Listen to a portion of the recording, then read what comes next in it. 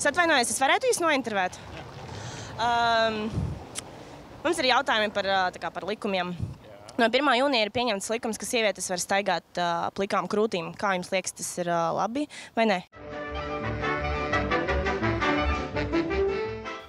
Es jau pāris redzēju arī šodien, tepat vecīgā, man liekas, bet varbūt arī tie bija resni vīrieši. Nu, teorētiski, man jau kā vīrietim liekas baigi forši.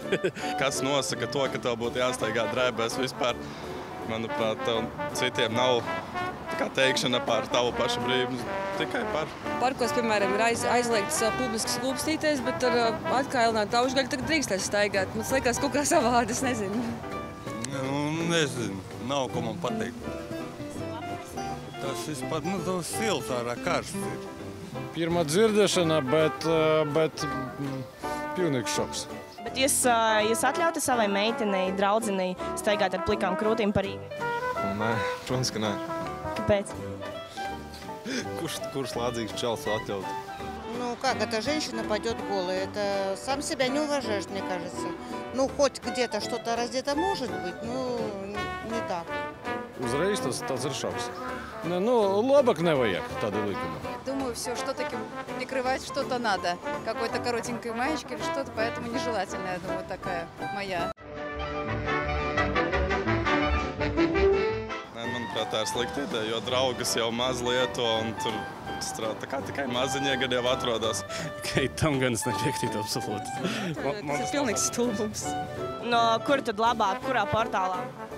Nezinu, portālos, Latvijas portālos, gan jau, ka nevienā labāk. Nepiekrītu, neatbalstu. Galīgi garam. Tikpat labi aiziet uz Nadvisenu, 50 lolību bez mazoja, tā kā, tas ir stulbi. Tā ir pārāk nopietna lieta. Draugiem šodien ir, rīt nebūs. Tas pats arī Facebook. Bet laulības tas taču palieks. Я думаю, что это нормально, потому что если люди не могут, например, нет возможности встретиться, то лучше так, а потом уже можно как-то встретиться.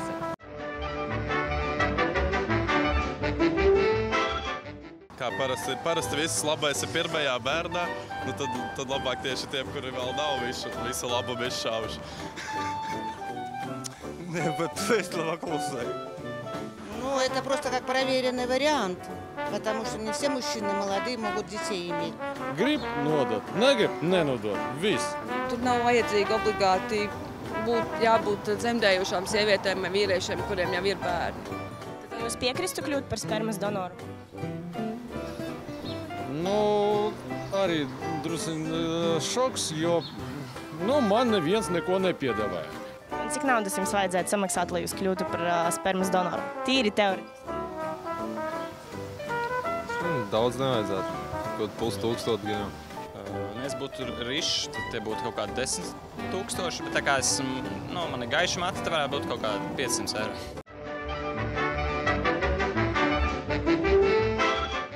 Es kādā ziņā ceru, ka ne alus smaržu.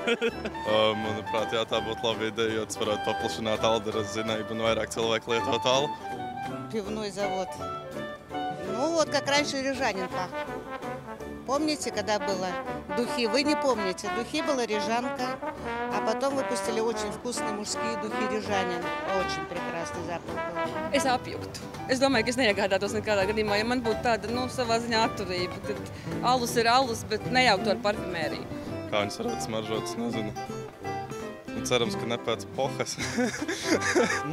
Ja tas smaržas būs tāda paša kvalitāte, kā viņiem tagad alus, tad labāk nevajag. Paldies!